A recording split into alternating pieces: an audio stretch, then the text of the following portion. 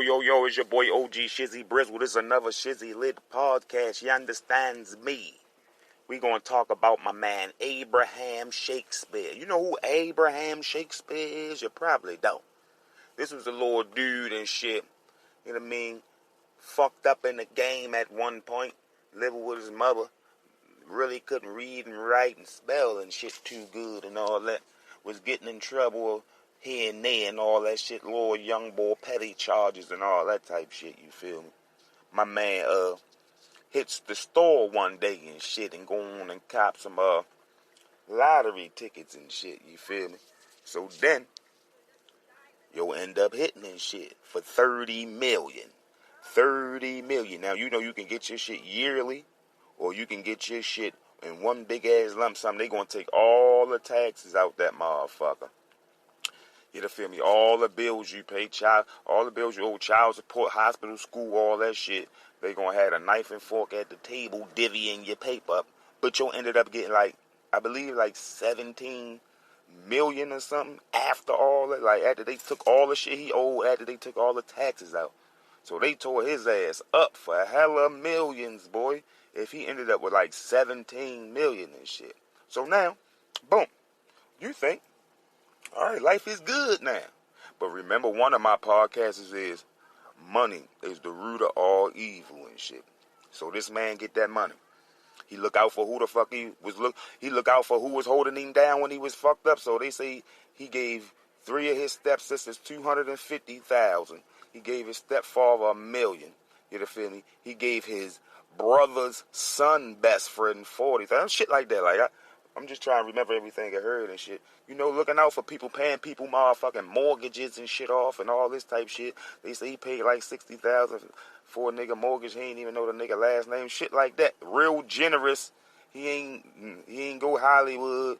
You feel me? And act like he was better than everybody and all that type shit. You feel me? Looking out for everybody. You feel me? But you know, when everybody know you got money, motherfuckers you ain't hear from in 2-3 years. All of a sudden, niggas calling your phone, motherfuckers you don't even know calling your phone because they hearing you being so generous and looking out for motherfuckers. Now they trying to get their little piece. You feel me? That's what I was saying. It start like that. So that shit will stress you out right there. That start like that. You know what I mean? Everybody keep asking you for something and shit. You know it's going to end up motherfuckers going to try to take it and shit. You know what I mean? So the story goes on and shit. He supposed to put $12 million in a bank account or some shit. You know what I mean? Little white chick or something just pop up. Little white chick he supposed to knew from somewhere pop up. She a known con artist and shit. Next thing you know, he writing shit off in her name the whole. You had an LLC under his name. He wrote that motherfucker, made her the beneficiary and all that type shit. So I don't know what the fuck she said or did to this nigga. She must have put it on my man something serious and shit or whatever. I don't know.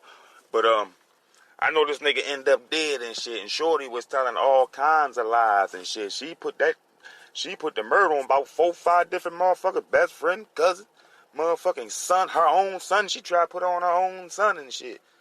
You know what I mean? She got a couple dollars though. You feel me? She got a couple dollars about the deal. You know what I mean? This is just what I'm saying.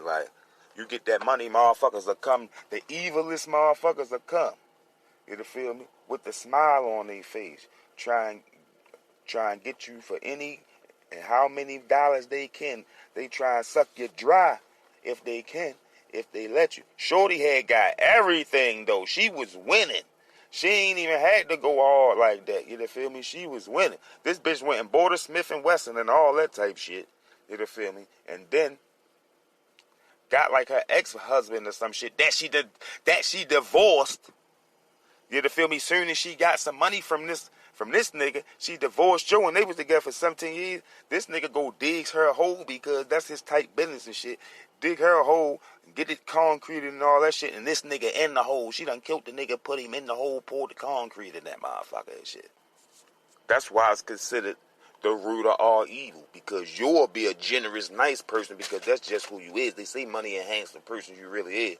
So if you generous helping everybody out, you come across a motherfucker, you know what I mean, that take the kindness for weakness and all that shit, cross you, you feel me, and the Eve just evil as hell, you feel me. The damn near got you for all your paper and shit anyway, It then still ended up killing you and all that type shit. So, you feel me? The money will make people around you evil and shit. You feel me? 9 times out of 10, that's what it be. Because motherfuckers will love you the shit out you when you doing bad like they is. You feel me? And you get a come up, boy, they be the worst enemies and shit. So y'all know we gonna rock this clip. Of course. Gonna rock these clips, let y'all hear the factuals and shit. You know, I had to give y'all my point of view of it. Good old Shizzy Lit Podcast point of view. You dig? Money definitely the root of all evil. Had the people around you plotting on you. People you wouldn't even you at least expect coming for you. Probably already gave them some money. Like, that's the bad thing. Look out for a motherfucker ain't even appreciated, extra greedy. Still try to get with you and shit. Still try to pull you a funky move. Already done looked out for them and shit. Motherfuckers ain't shit out yet. For real. It's hella stories I'm gonna touch on. Some niggas ain't even get to touch the money. Gone before the motherfucking money. Nigga even got to count the money. They couldn't even thumb through the paper. Already got hit. Nigga done him dirty and all that type shit. But it's your boy OG Shizzy Brizzle, man. Just letting y'all know. And showing y'all the shit that the money bring. The type evilness is the root. It always start behind money. Evil always behind money. You know what I mean? It always, definitely in the United States, evil shit is behind money. You feel me? And it's blatantly in our face. You dig? It's just, we so used to it, which it ain't supposed to be good. That ain't good that we used to it. You feel me? But unfortunately, we are. So, here we go. Murdered for money. The story of local lottery winner Abraham Shakespeare captivated the nation. He was murdered 3 years after he took home $17 million. It's only day 2, and there's already been more drama in the Dee Dee Moore case. She's accused of murdering lottery winner Abraham Shakespeare. Chris Trankman is live at the courthouse tonight with more on this developing story. Chris, what happened today? Well, Jameson, Moore herself became the center of attention. The judge threatening to stop the trial unless Moore stopped misbehaving. I've told you before, it's not in your Dee Dee Moore nearly got thrown out of the courtroom for making faces during testimony. Ms. Moore, I've cautioned you throughout these proceedings, and any gestures, facial expressions, audible comments showing approval or disapproval are not acceptable. When the jury returned, they watched an interview with a sheriff's investigator about her finances and how they became intertwined with lottery winner Abraham Shakespeare. At one point, she was caught in a lie about her property. That was not a house I owned. So why do you pay the property taxes? I do not pay the property taxes. So why does the Hillsborough County Property Appraisers have you as the owner? Let me see. I am not the owner. Moore is accused of taking control of Shakespeare's money by faking his approval and changing ownership names from him to her, even after he disappeared. So for your investment of $185,000, you are receiving on paper $3.5 million. Okay. So you are spending a nickel for every dollar of debt that is owed to Abraham Shakespeare. Shakespeare's mother, Elizabeth Walker, told the court she became suspicious when Moore began suggesting her son was in trouble. And all of a sudden she said, and when he died, so I looked over at her, I said, well, what you mean when he died? And in a recorded phone conversation, Moore breaks down into tears as she hears herself trying to get a friend to cover for her as police are demanding to know Shakespeare's location. Get this gone. Just go to jail for the false police report. I will give Tammy the money to bond you out. And at one point, Polk County deputies became so frustrated with Moore's stories, they literally started screaming at her, asking the question, where is Abraham Shakespeare? We'll have some of that exchange coming up at 6 o'clock. We're live in Tampa. Chris Trankman, ABC. All right, thanks, Wayne. Some powerful evidence came out in the final hours of the Dee Dee Moore murder trial today. She is accused of killing Lakeland Lotto winner Abraham Shakespeare. Well, late this evening, the prosecution focused on Moore's web of lies. Our Ryan Raish is live outside the courthouse with video recordings you're really going to want to see, right, Ryan?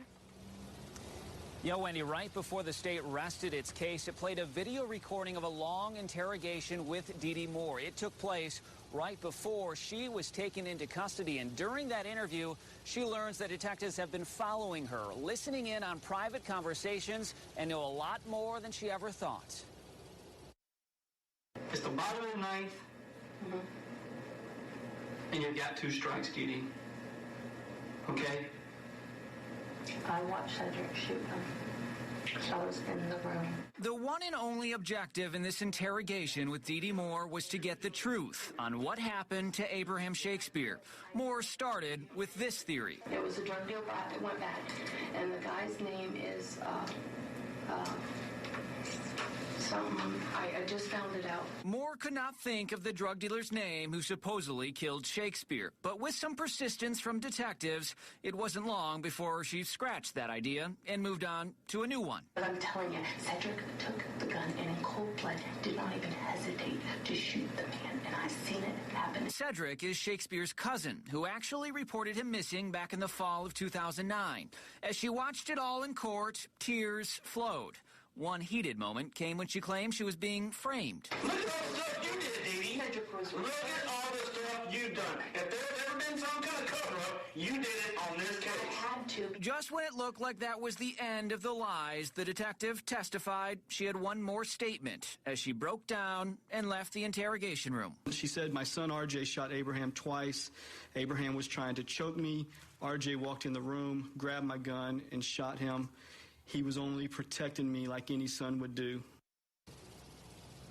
Now, throughout this trial, the defense claims Moore was set up to make it look like she killed Shakespeare. So here's the big question here. Will Dee Dee Moore take the stand in her own trial? Her attorneys say they are still considering it, and they will have the weekend to make up their minds. Live in Tampa, Ryan Raish, ABC Action News. Damn. What you think about that? Shorty crazy in that motherfucking wig piece. You hear me? Super con artist extraordinaire and all that good shit. She done swindled my man out of his paper, killed him. She done blamed their goddamn body but herself. About to go do life, and more life. You hear me? She's gone. She's under the jail. But that's the evil and shit that I was talking about. It's the root of all evil. It brings out the other. It brings out the evil in other motherfuckers and shit, not you. It got everybody, motherfuckers, niggas you thought was your best friend coming through sending niggas at you. Try and get at you and shit. So that's another motherfucking money is the root of all evil story that I was telling y'all about. There'll be more to come and all that shit, but y'all know what to do. Like, subscribe, all around. Social media, Shizzy Lit Podcast, everywhere except Facebook. It's OG Shizzy Brizzle on Facebook and shit. Everywhere else, Shizzy Lit Podcast, you dig me? Fuck with me on Spreaker.com if you want to hear me when I'm live, you dig? And I'm trying to promote y'all to go ahead and get my Spreaker followers all crazy and shit, so I appreciate it. It's your boy OG Shizzy Brizzle. I'm out. You dig?